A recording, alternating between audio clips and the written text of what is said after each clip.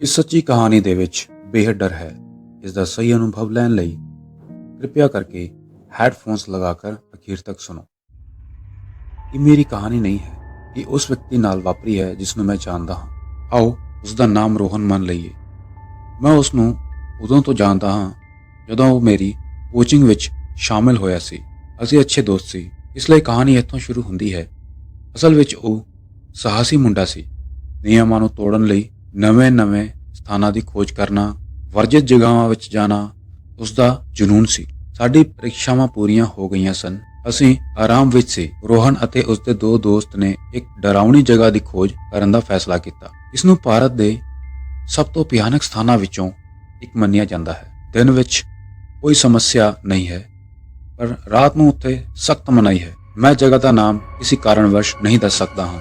ਰੋਹਨ ਅਤੇ ਉਸਦੇ ਦੋ ਦੋਸਤ ਉਸ ਟਿਕਾਣੇ ਤੇ ਪਹੁੰਚ ਗਏ। ਰਾਤ 1 ਵਜੇ ਦਾ ਸਮਾਂ ਸੀ। ਇਹ ਰਿਹਾਇਸ਼ੀ ਖੇਤਰਾਂ ਤੋਂ ਬਹੁਤ ਦੂਰ ਸਥਿਤ ਸੀ। ਉਹ ਕਿਸੇ ਤਰ੍ਹਾਂ ਉਸ ਥਾਂ ਵਿੱਚ ਦਾਖਲ ਹੋਣ ਵਿੱਚ ਕਾਮਯਾਬ ਹੋ ਗਏ।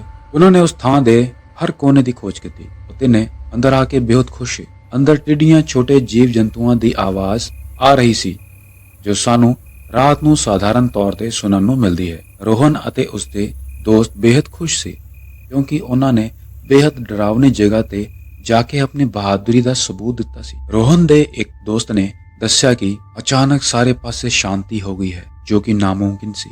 ਇੱਥੇ ਤੱਕ ਕਿ ਛੋਟੇ ਜੀਵ ਜੰਤੂਆਂ ਦੀਆਂ ਆਵਾਜ਼ਾਂ ਵੀ ਨਹੀਂ ਆ ਰਹੀਆਂ ਸਨ। ਅਚਾਨਕ ਇੱਕ ਡਰਾਵਨੀ ਆਵਾਜ਼ ਸੁਣਾਈ ਦਿੱਤੀ, ਜਿਵੇਂ ਕੋਈ ਔਰਤ ਰੋ ਰਹੀ ਹੋਵੇ। ਇਸ ਆਵਾਜ਼ ਨੂੰ ਸੁਣ ਕੇ ਸਭ ਚੌਂਕ ਗਏ। ਰੋਹਨ ਨੇ ਉੱਚੀ ਆਵਾਜ਼ ਦੇ ਕੇ ਕਿਹਾ, ਕੌਣ ਹੈ? ਬੋਲਤੇ ਕਿਉਂ ਨਹੀਂ? ਅਜੀਬ ਗੱਲ ਸੀ ਕਿ ਇਹ ਆਵਾਜ਼ ਉਹਨਾਂ ਨੂੰ ਹਰ ਪਾਸਿਓਂ ਆਉਣ ਲੱਗੀ। ਇਹ ਸਭ ਮਹਿਸੂਸ ਕਰਕੇ ਰੋਹਨ ਅਤੇ ਉਸਦੇ ਦੋਸਤ ਘਬਰਾ ਗਏ।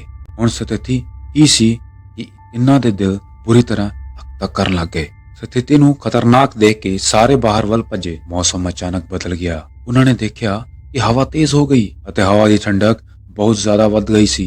ਉਸੇ ਸਮੇਂ ਅਚਾਨਕ ਰੋਹਨ ਬੇਹੋਸ਼ ਹੋ ਗਿਆ ਅਤੇ ਜ਼ਮੀਨ ਤੇ ਡਿੱਗ ਪਿਆ। ਉਹ ਦੋਵੇਂ ਦੋਸਤ ਉਸ ਨੂੰ ਚੁੱਕ ਕੇ ਕਿਸੇ ਤਰ੍ਹਾਂ ਉਸ ਜਗ੍ਹਾ ਤੋਂ ਬਾਹਰ ਆ ਗਏ। ਕੁਝ ਦੇਰ ਬਾਅਦ ਰੋਹਨ ਹੋਸ਼ ਵਿੱਚ ਆਇਆ, ਜੋ ਕਿ ਬਿਲਕੁਲ ਘਬਰਾਇਆ ਹੋਇਆ ਸੀ। ਉਹ ਤਿੰਨੋਂ ਦੋਸਤ ਆਪਣੇ ਘਰ ਵੱਲ ਤੁਰ ਪਏ। 2 ਦਿਨਾਂ ਬਾਅਦ ਸਭ ਕੁਝ ਸਾਧਾਰਨ ਜਾ ਰਿਹਾ ਸੀ, ਪਰ ਰਾਤ ਦੇ 1:30 ਵਜੇ ਰੋਹਨ ਰੋਣ ਲੱਗ ਪਿਆ ਅਤੇ ਕਹਿਣ ਲੱਗਾ, ਕੋਈ ਮੇਰੇ ਕੋਲ ਆ ਰਿਹਾ ਹੈ। ਇੱਕ ਕਾਲੇ ਕੱਪੜੇ ਵਾਲੀ ਔਰਤ ਮੇਰੇ ਕੋਲ ਆ ਰਹੀ ਹੈ। ਉਸਦੇ ਹੱਥ ਵਿੱਚ ਇੱਕ ਭਾਂਡਾ ਹੈ। ਉਹ ਮੇਰਾ ਖੂਨ ਪੀਣਾ ਚਾਹੁੰਦੀ ਹੈ। ਇਹ ਸੁਣ ਕੇ ਉਸਦੇ ਮਾਤਾ-ਪਿਤਾ ਸੋਚਦੇ ਹਨ ਕਿ ਇਹ ਡਰਾਵਣੀਆਂ ਫਿਲਮਾਂ ਦੇਖ ਕੇ ਡਰ ਗਿਆ ਹੈ। ਉਹ ਇਸ ਨੂੰ ਗੰਭੀਰਤਾ ਨਾਲ ਨਹੀਂ ਲੈਂਦੇ। ਅਗਲੇ ਦਿਨ ਦੁਪਹਿਰ ਨੂੰ ਉਸਦੀ ਲਾਸ਼ ਉਸ ਥਾਂ ਦੇ ਨੇੜੇ ਮਿਲੀ ਜਿੱਥੇ ਉਹ ਤਿੰਨੋਂ ਦੋਸਤ ਰਾਤ ਨੂੰ ਗਏ ਸੀ। ਕੁਝ ਲੋਕ ਕਹਿੰਦੇ ਹਨ ਕਿ ਉਸ ਦਾ ਕਤਲ ਕੀਤਾ ਗਿਆ ਸੀ।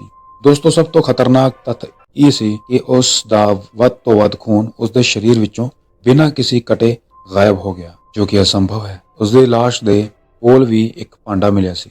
ਇਸ ਤਰ੍ਹਾਂ ਹੈ ਜਿਵੇਂ ਕਿਸੇ ਨੇ ਰੋਹਨ ਦੇ ਸਰੀਰ ਵਿੱਚੋਂ ਸਾਰਾ ਖੂਨ ਕੱਢ ਕੇ ਉਸ ਭਾਂਡੇ ਦੀ ਮਦਦ ਨਾਲ ਪੀ ਲਿਆ ਹੋਵੇ। ਰੋਹਨ ਦੀ ਮੌਤ ਦਾ ਭੇਤ ਅੱਜ ਤੱਕ ਬਣਿਆ ਹੋਇਆ ਹੈ, ਪਰ ਗ੍ਰੰਥਾਂ ਦੇ ਅਨੁਸਾਰ ਡਾਇਨ ਹੀ ਐਸੀ ਪ੍ਰਜਾਤੀ ਹੈ ਜੋ ਆਮ ਤੌਰ ਤੇ ਮਨੁੱਖ ਨੂੰ ਮਾਰਦੀ ਹੈ ਅਤੇ ਉਸ ਦੀ ਸੁੰਦਰਤਾ ਨੂੰ ਬਣਾਈ ਰੱਖਣ ਲਈ ਉਸ ਦਾ ਖੂਨ ਪੀਂਦੀ ਹੈ। ਰੋਹਨ ਭਾਵੇਂ ਮਰ ਗਿਆ, ਪਰ ਬਹੁਤ ਸਾਰੇ ਸਵਾਲ ਛੱਡ ਗਿਆ।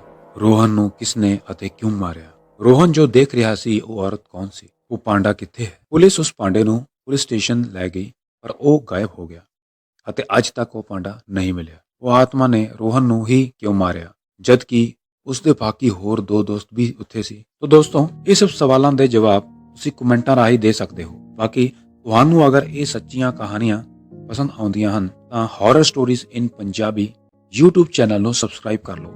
ਇਹ ਪੰਜਾਬੀ ਵਿੱਚ ਪਹਿਲਾ ਹੌਰਰ ਸਟੋਰੀ YouTube ਚੈਨਲ ਹੈ। ਦੋਸਤੋ, ਤੁਸੀਂ ਜੇ ਕੋਈ ਸਪੈਸ਼ਲ ਦੀਵਾਲੀ ਹੌਰਰ ਸਟੋਰੀ ਸੁਣਨਾ ਚਾਹੁੰਦੇ ਹੋ ਤਾਂ ਇਸ ਆਈ ਬਟਨ ਤੇ ਕਲਿੱਕ ਕਰੋ, ਨਹੀਂ ਤਾਂ ਇਹ ਰੀਅਲ ਸਟੋਰੀ ਜਾਰੀ ਰੱਖੋ। ਮੇਰਾ ਨਾਮ ਸੁਨੈਨਾ ਹੈ। ਮੈਂ ਰਾਜਸਥਾਨ ਦੇ ਇੱਕ ਪਿੰਡ ਵਿੱਚ ਰਹਿੰਦੀ ਹਾਂ ਜੋ ਭਾਰਤ ਵਿੱਚ ਹੈ, ਅਤੇ ਇਹ ਸੱਚੀ ਕਹਾਣੀ ਜੋ ਮੈਂ ਸਾਂਝੀ ਕਰਨ ਜਾ ਰਹੀ ਹਾਂ, ਜੋ ਪੁਨਰ ਜਨਮ ਦੇ ਵਰਤਾਰੇ ਬਾਰੇ ਹੈ। ਮੈਂ ਇੱਕ ਵਿਸ਼ਾਲ ਪਰਿਵਾਰ ਦੀ ਇੱਕ ਛੋਟੀ ਜਿਹੀ ਮੈਂਬਰ ਹਾਂ, ਜਿਸ ਵਿੱਚ ਚਾਚੇ, ਮਾਸੀ, ਪੋਤੇ, ਪੋਤਰੀ, ਚਚੇਰੇ ਭਰਾ ਅਤੇ ਉਹਨਾਂ ਦੇ ਬੱਚੇ ਸ਼ਾਮਲ ਹਨ। ਖੁਸ਼ਕਿਸਮਤੀ ਨਾਲ ਅਸੀਂ ਇੱਕ ਦੂਜੇ ਦੇ ਨਾਲ ਚੰਗੀ ਤਰ੍ਹਾਂ ਮਿਲਦੇ ਹਾਂ ਅਤੇ ਅਸੀਂ ਹੋਰ ਵੀ ਖੁਸ਼ਕਿਸਮਤ ਹਾਂ ਕਿ ਅਸੀਂ 35 ਤੋਂ 40 ਸਾਲਾਂ ਦੇ ਅੰਤਰ ਵਿੱਚ ਪੁਨਰ ਜਨਮ ਦੀਆਂ 2 ਘਟਨਾਵਾਂ ਦਾ ਅਨੁਭਵ ਕੀਤਾ ਹੈ। ਇੱਕ ਘਟਨਾ 1930 ਵਿੱਚ ਅਤੇ ਦੂਜੀ 1970 ਵਿੱਚ। ਪਹਿਲਾਂ 1930 ਬਾਰੇ ਗੱਲ ਕਰੀਏ। ਮੇਰੀ ਪੜਦਾਦੀ ਅਤੇ ਉਸਦੀ ਪਤੀ ਦੀ ਭੈਣ ਲਗਭਗ 14-15 ਸਾਲ ਦੀ ਉਮਰ ਇੱਕ ਦੂਜੇ ਦੇ ਬਹੁਤ ਨੇੜੇ ਸਨ। ਉਹ ਇੱਕ ਦੂਜੇ ਨੂੰ ਪਿਆਰ ਕਰਦੇ ਸਨ।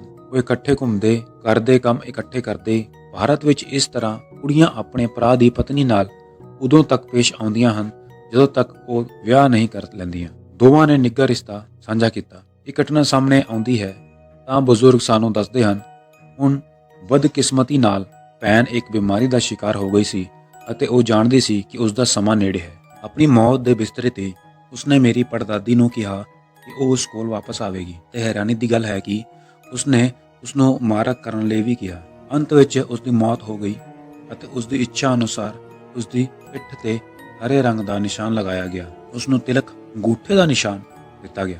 ਮੇਰੀ ਪੜਦਾਦੀ ਨੇ ਪਹਿਲੇ ਪੁੱਤਰ ਦਾ ਜਨਮ ਉਸ ਤੋਂ ਕੁਝ ਸਾਲ ਬਾਅਦ ਹੋਇਆ। ਉਸਦੀ ਪਿੱਠ ਤੇ ਇੱਕ ਨਿਸ਼ਾਨ ਸੀ ਜੋ ਉਸਦੇ ਪਤੀ ਦੀ ਭੈਣ ਦੇ ਨਿਸ਼ਾਨ ਦੇ ਵਰਗਾ ਸੀ, ਜੋ ਇੱਕ ਲੰਬਾ ਖੁਸ਼ਹਾਲ ਜੀਵਨ ਬਤੀਤ ਕਰਿਆ ਅਤੇ ਕੁਝ ਸਾਲ ਪਹਿਲਾਂ ਬੁਢਾਪੇ ਕਾਰਨ ਉਸਦੀ ਮੌਤ ਹੋ ਗਈ ਸੀ। ਹਾਲ ਦੀ ਪੀੜ੍ਹੀ ਨੂੰ ਛੱਡ ਕੇ ਪਰਿਵਾਰ ਵਿੱਚ ਲਗਭਗ ਹਰ ਕੋਈ ਇਸ ਘਟਨਾ ਬਾਰੇ ਜਾਣਦਾ ਹੈ। ਦੂਜੀ ਘਟਨਾ 1970 ਵਿੱਚ ਹੋਈ ਸੀ। ਮੇਰੇ ਪਿਤਾ ਦੀ ਭੂਆ ਨੇ 70 ਦੇ ਦਹਾਕੇ ਦੇ ਅਖੀਰ ਵਿੱਚ ਇੱਕ ਲੜਕੇ ਨੂੰ ਜਨਮ ਦਿੱਤਾ, ਪਰ ਬੱਚਾ ਬਚ ਨਹੀਂ ਸਕਿਆ ਅਤੇ ਜਨਮ ਤੋਂ ਕੁਝ ਮਿੰਟਾਂ ਬਾਅਦ ਹੀ ਮਰ ਗਿਆ। ਜਦੋਂ ਬੱਚੇ ਨੂੰ ਦਫਨਾਉਣ ਦੀ ਤਿਆਰੀ ਕੀਤੀ ਜਾ ਰਹੀ ਸੀ, ਮੈਂ ਉਸ ਭਾਈਚਾਰੇ ਨਾਲ ਸੰਬੰਧਿਤ ਹਾਂ ਜਿੱਥੇ ਮਰੇ ਹੋਏ ਦਾ ਸੰਸਕਾਰ ਕੀਤਾ ਜਾਂਦਾ ਹੈ ਪਰ ਬੱਚਿਆਂ ਨੂੰ ਦਫਨਾਇਆ ਜਾਂਦਾ ਹੈ। ਉੱਥੇ ਮੌਜੂਦ ਆਂਢ ਗੁਆਂਢ ਦੀ ਇੱਕ ਔਰਤ ਨੇ ਬੱਚੇ ਦੀ ਅਗਲੀ ਲੱਤ ਤੇ ਇੱਕ ਕਾਲਾ ਨਿਸ਼ਾਨ ਦੇ ਦਿੱਤਾ। ਉਹ ਔਰਤ ਅਜੇ ਜਿੰਦਾ ਹੈ। ਕੁਝ ਸਮੇਂ ਬਾਅਦ ਉਹਨਾਂ ਦੇ ਘਰ ਇੱਕ ਹੋਰ ਬੱਚੇ ਦਾ ਜਨਮ ਹੋਇਆ। ਉਸੇ ਥਾਂ ਤੇ ਉਹ ਕਾਲਾ ਨਿਸ਼ਾਨ ਸੀ ਜਿਸ ਨੂੰ ਪਿਛਲੇ ਬੱਚੇ ਨੂੰ ਦਿੱਤਾ ਗਿਆ ਸੀ। ਇਹ ਬੱਚਾ ਹੁਣ 40 ਸਾਲ ਦਾ ਹੋ ਗਿਆ ਹੈ ਅਤੇ ਉਦੋਂ ਤੋਂ ਹੀ ਇਹ ਨਿਸ਼ਾਨ ਹੈ। ਜਦੋਂ ਮੈਂ ਨਿਸ਼ਾਨ ਦੀ ਤਸਵੀਰ ਲੈਣ ਲਈ ਆਪਣੇ ਚਾਚੇ ਕੋਲ ਗਈ ਤਾਂ ਮੇਰੇ ਚਾਚੇ ਦੀ ਮਾਂ, ਸਾਡੀ ਦਾਦੀ ਨੇ ਮੈਨੂੰ ਅੱਗੇ ਦੱਸਿਆ ਕਿ ਜਿਸ ਔਰਤ ਨੇ ਉਸ ਨੂੰ ਨਿਸ਼ਾਨ ਲਗਾਇਆ ਸੀ ਉਹ ਪਹਿਲਾਂ ਉਸ ਦੇ ਮੱਥੇ ਕੋਲ ਨਿਸ਼ਾਨ ਲਗਾਉਣਾ ਚਾਹੁੰਦੀ ਸੀ, ਪਰ ਉਸ ਨੂੰ ਰੋਕ ਦਿੱਤਾ ਗਿਆ। ਇਸ ਲਈ ਉਸ ਨੇ ਇਸ ਨੂੰ ਲੱਤ ਤੇ ਲਗਾਇਆ। ਨਾਲ ਹੀ ਮੇਰੀ ਛੋਟੀ ਭੈਣ ਦੇ ਪੱਟਾਂ ਵਿੱਚ ਇੱਕ ਜਨਮ ਚਿੰਨ੍ਹ ਹੈ। ਹੋ ਸਕਦਾ ਹੈ ਕਿ ਇਹ ਉਸ ਨੂੰ ਉਸ ਦੇ ਪਿਛਲੇ ਜਨਮ ਵਿੱਚ ਦਿੱਤਾ ਗਿਆ, ਜਿਸ ਦਾ ਅਸੀਂ ਪਰਿਵਾਰਕ ਮੈਂਬਰਾਂ ਦਾ ਅੰਦਾਜ਼ਾ ਹੈ। ਇਸ ਲਈ ਇਹ ਬਿਲਕੁਲ ਸੱਚ ਹੈ। ਉਮੀਦ ਹੈ ਕਿ ਤੁਸੀਂ ਇਸ ਦਾ ਆਨੰਦ ਮਾਣਿਆ ਹੋਊਗਾ। ਦੋਸਤੋ, ਪਹਿਲੀ ਕਹਾਣੀ ਵਿੱਚ ਆਪਾਂ ਇੱਕ ਡਾਇਨ ਦੇ ਬਾਰੇ ਕੁਝ ਜਾਣਿਆ, ਜਿਵੇਂ ਕਿ ਜੇਕਰ ਡਾਇਨ ਕਿਸੇ ਦੇ ਪਿੱਛੇ ਪੈ ਜਾਵੇ ਤਾਂ ਉਸ ਦਾ ਬਚਣਾ ਮੁਸ਼ਕਿਲ ਹੈ। ਬਾਕੀ ਕਈ ਸਾਰੇ ਸਵਾਲ ਸਾਡੇ ਸਾਹਮਣੇ ਆਏ ਹਨ। ਦੂਸਰੀ ਕਹਾਣੀ ਵਿੱਚ ਅਸੀਂ ਦੋ ਸੱਚੀ ਪੁਨਰ ਜਨਮ ਦੀ ਕਹਾਣੀਆਂ ਬਾਰੇ ਸੁਣਿਆ ਅਤੇ ਅਸੀਂ ਇੱਕ ਤਸਵੀਰ ਵੀ ਇੱਥੇ ਪਾਈ ਹੈ ਜੋ ਉਸ ਨਿਸ਼ਾਨ ਦੀ ਹੈ।